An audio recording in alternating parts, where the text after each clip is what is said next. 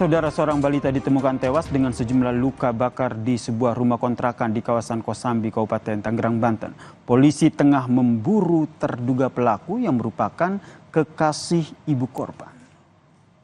Videoin, takutnya ntar gimana?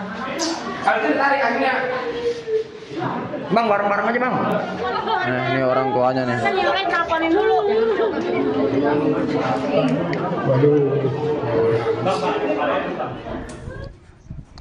Korban ditemukan usai warga menemukan asap di kontrakan terduga pelaku, saudara. Ibu korban dan kerabat pun menangis saat menemukan putranya tewas dalam kondisi yang tragis. Korban ditemukan di atas alas tidur yang terbakar, saudara. Sejumlah luka bakar juga ditemukan pada jenazah balita yang berusia 4 tahun itu. Polisi kemudian mengevakuasi jenazah korban dan melakukan olah tempat kejadian di kawasan Kosambi, Kabupaten Tangerang, Banten pada Minggu petang. Terduga pelaku diduga merupakan kekasih ibu korban yang berprofesi sebagai petugas keamanan di Bandara Soekarno-Hatta.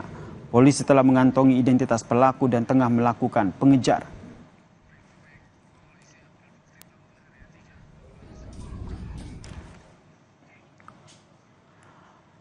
Pada Selasa siang, saudara, polisi dari Polsek Teluk Naga kembali ke lokasi kejadian di kawasan Kosambi, Kabupaten Tangerang untuk mencari bukti tambahan. Sementara hasil otopsi jenazah korban di RSUD Kabupaten Tangerang ditemukan penyebab kematian korban yakni kekerasan benda tumpul pada leher korban.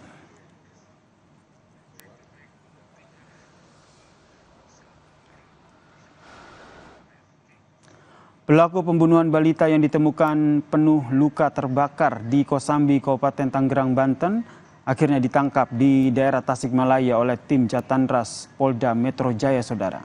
Pelaku saat ini ditahan di Polda Metro Jaya. Sementara itu, hasil otopsi yang diterima, polisi menjelaskan terdapat luka di sekujur tubuh bocah malang tersebut dari kepala hingga leher korban.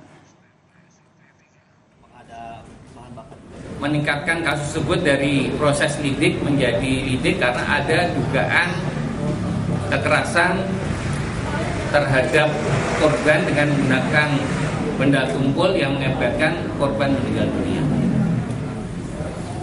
Dan yang bersangkutan adalah pacar dari ibu korban. Dan alhamdulillah tadi pagi Subdit Jatantras Polda Metro sudah berhasil menangkap pelakunya di Tasikmalaya. Sementara itu, saudara, ayah dari balita yang ditemukan tewas terbakar di kontrakan di kawasan Kosambi, Tangerang, Banten ini pun berharap pelaku dihukum berat. Kini jenazah korban sudah dimakamkan di tempat pemakaman umum dekat kediaman ayah korban.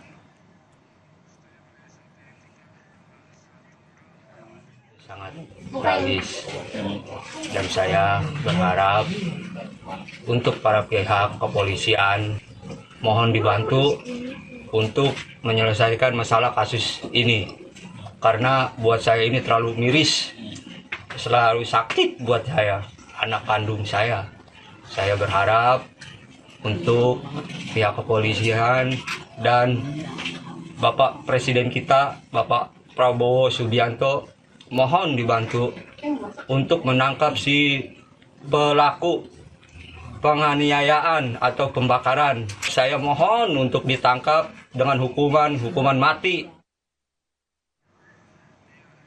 Saudara, peristiwa dugaan penganiayaan pada balita berusia 4 tahun itu terungkap pada Minggu 27 April 2025. Bermula saat ibu korban mencari korban di rumah kontrakan kekasihnya yang merupakan terduga pelaku penganiayaan. Namun ibu korban tak menemukan putranya dan pintu kontrakan pelaku pun terkunci. Ibu korban menunggu di sekitar kontrakan pelaku.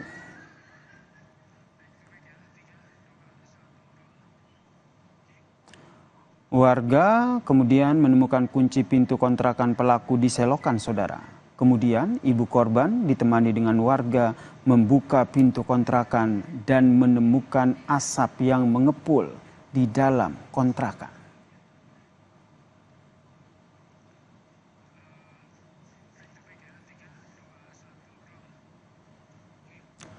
Korban ditemukan meninggal dunia dengan sejumlah luka bakar di tubuh korban, saudara. Warga dan ibu korban kemudian melaporkan ke polisi dan jenazah korban pun dibawa ke RSUD Kabupaten Tangerang.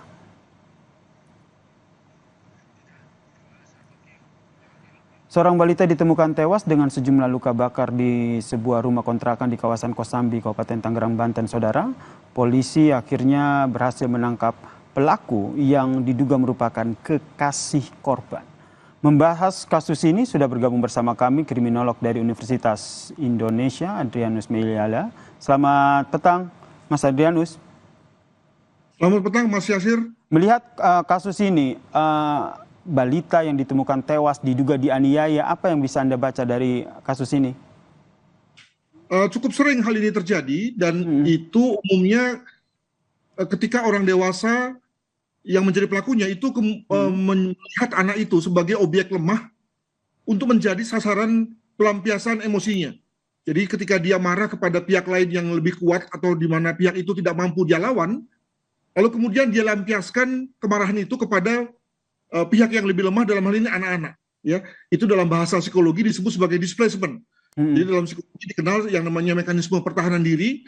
Ketika diri itu diminta pertanggungjawaban, dipersalahkan atau dianggap tidak becus, maka kemudian harga dirinya itu lalu menjadi at risk, ya, atau diganggu begitu, maka kemudian dia mempertahankannya dengan cara membela, dengan cara mencari kilah, mencari pembenaran, dan juga ada yang kemudian mencari subjek yang lebih lemah dalam hal ini displacement. Nah, maka dalam hal ini anak-anak misalnya sering menjadi sasaran ketika orang tua ditegur bosnya di kantor dan dia nggak berani melawan, maka kemudian dia pukul anaknya. Atau istri ketika dimarahi suami nggak berani melawan, lalu dia pukul anaknya dan seterusnya. Anak-anak dalam hal ini seringkali menjadi korban dalam hal itu. Begitu. Berarti Anda melihat, meskipun kita masih menunggu ya keterangan resmi dari polisi terkait dengan apa sebenarnya motif dari tindakan keji si pelaku, namun Anda membaca ini karena ada motif sakit hati ataupun cekcok antara pelaku dengan ibu korban? Ya, jadi mungkin pada hari-hari sebelumnya antara ibu dan sang pelaku itu ada cekcok, lalu kemudian sakit hati, maka kemudian lalu dia bawa anaknya ke kontrakannya. Nah, ini menarik nih, masih pacaran tapi kemudian sang anak sudah lengket pada sang pria. Dengan kata lain sudah percaya pula si ibu, atau mungkin juga si ibu tidak tahu bahwa anaknya diajak ke kontrakan sang pelaku. Lalu kemudian mungkin juga karena ditambah lagi dengan sang anak yang sudah berumur 4 tahun sedang lasak-lasaknya gitu ya, maka kemudian dia pukul anak itu, lalu kemudian dia bakar untuk menyembunyikan ya, atau mengalihkan alibi lah begitu ya. Nah, menariknya adalah bahwa kebakaran itu tidak kemudian lalu menghanguskan ya. Mungkin sekali dalam hal ini pola pembakarannya buruk ya, sehingga kemudian lalu mati apinya ya, tidak kemudian membakar kontrakannya. Nah, maka ketahuanlah bahwa sebelum korban itu terbakar, maka sebelumnya sudah mati duluan, ditandai dengan hasil visum, begitu. Karena kalau kita lihat dari hasil visum ini, polisi juga menyatakan bahwa ada luka lebam begitu di sekujur tubuh korban. Apakah ini bisa terindikasi sebelum dibakar ini korban juga mendapatkan sejumlah penganiayaan dari pelaku? Kelihatannya begitu ya. Jadi walaupun sudah ada luka bakar yang serius ya, kalau kita katakan dengan persentase, maka masih bisa dibaca oleh dunia kedokteran forensik tentang lebam-lebam tersebut. Kenapa? Karena lebam itu berarti pendarahan ya, pendarahan ada darah membeku begitu, dan itu masih terlihat pada tubuh korban. Demikian juga pada jalan keluar masuk udara itu juga masih kelihatan tertekan, dan itu yang kemudian diperkirakan oleh dokter sebagai yang menyebabkan lalu ada kematian. Juga jangan lupa bahwa ada luka lebam di kepala yang diperkirakan itu ada pukulan mungkin dari tongkat atau apa yang kemudian lalu mengakibatkan darah membeku pada kepala korban. Nah, sekali lagi bahwa ketika korban sudah meninggal, nah untuk kemudian menyamarkan ya bahwa korban bukan dibunuh, maka kemudian kos itu kemudian dibakar. Tapi sekali lagi ternyata pembakaran tidak sempurna. Nah, kepolisian masih bisa mendapatkan jejak jasad si anak. Baik, Prof. Kemudian apa dari kacamata kriminolog sebenarnya apa yang akhirnya menjadi trigger begitu sehingga pelaku ini tega melakukan tindakan yang kita bisa katakan ini sangat keji begitu. Ada penganiayaan di situ, kemudian ada luka bakar yang ditemukan hingga akhirnya balitanya tewas. Kembali pada analisa ya bahwa sebetulnya sang pelaku ini tengah mempertahankan egonya, tengah mempertahankan harga dirinya, maka ada kemungkinan pada waktu dia berkelahi atau bertengkar dengan pacarnya, sang ibu korban, maka sang ibu korban misalnya mempertanyakan kapan saya dinikahi. Kamu ini sudah sekian lama tapi nggak mau menikahi saya. Kamu sih gajinya kecil. Kamu sih hanya satpam. Ya begitu-begitu ya, yang lalu kemudian membuat sang pelaku ini tersinggung dan tadi ya semacam rasa luka batin begitu ya. Dan karena tadi tidak berani melampiaskan kepada sang pacarnya, maka kemudian dia mencari subjek yang lebih lemah, anaknya yang sasaran. Jadi saya kira ini bukan pertengkaran biasa ya, tapi sudah mulai masuk kepada harga diri pada sang pria. Begitu. Indikasi-indikasi seperti ini apakah bisa terbaca sehingga tentu ada antisipasi begitu dari seorang ibu ataupun seorang perempuan yang memiliki anak? Wah, saya kira itu amat privat ya dan amat personal itu ya. Hal yang bagi banyak orang atau beberapa orang dianggap biasa, tapi bagi yang bersangkutan dianggap sudah menusuk batin dan kemudian lalu hanya dengan melampiaskan secara setara yakni pembunuhan misalnya, itu kemudian dianggap cukup. Jadi saya kira ini susah untuk kemudian kita predik, apalagi kita jadikan sebagai alat ramal ya untuk memperkirakan kasus-kasus ke depan. Jadi apa yang harus diantisipasi? Karena kalau kita lihat bukan kasus yang pertama dan tentu dari diskusi kita ini harapannya ada hal yang bisa diambil begitu untuk tindakan preventifnya ke depan. Jadi tentu saja dengan satu asumsi bahwa perkiraan saya benar ya, maka bayangkan sang ibu ketika telah membuat pacarnya tersinggung, ya kelihatannya sang ibu ini juga kemudian nggak mengerti, nggak cukup sensitif bahwa telah menyinggung perasaan sang pacar, ya lalu kemudian masih juga menyerahkan anaknya kepada sang pacar. Ini kalau asumsi bahwa sang anak itu dengan sukarela diserahkan pada ibunya, oleh ibunya kepada sang pacar, atau mungkin juga sang anak itu diambil ya secara diam-diam oleh sang pacar. Tapi kalau misalnya anak itu diserahkan kepada sang pacar, walaupun sudah dibuat tersinggung oleh sang ibu, ini mengindikasikan bahwa sang ibu sendiri juga tidak cukup sensitif ini, ya. Jadi saya kira kepada semua orang mungkin lesson learn-nya atau pelajaran yang bisa diambil adalah bahwa ketika orang tersinggung, orang sakit hati itu lalu kemudian bisa macam-macam manifestasinya. Mulai dari sekedar bahwa dia memendam, menyimpan, sampai kemudian dia melampiaskannya secara fatal dalam bentuk suatu tindakan kekerasan yang kita tidak duga, sebagaimana terjadi pada kasus ini. Begitu.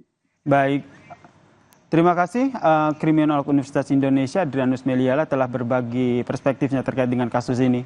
Salam sehat, Prof. Terima kasih. Dan saudara, usai jeda, Kompas Petang masih akan kembali dengan informasi soal Kejaksaan Agung menemukan uang senilai 920 miliar rupiah dan emas batangan seberat 51 kg saat menggeledah rumah mantan pejabat Mahkamah Agung Zarrof Richard. Apakah penetapan TPPU ini bisa menjadi pintu masuk untuk mengusut dugaan maklar kasus yang melibatkan sejumlah hakim dalam menetapkan suatu kasus? Perbincangannya saudara usai jeda di Kompas Petang.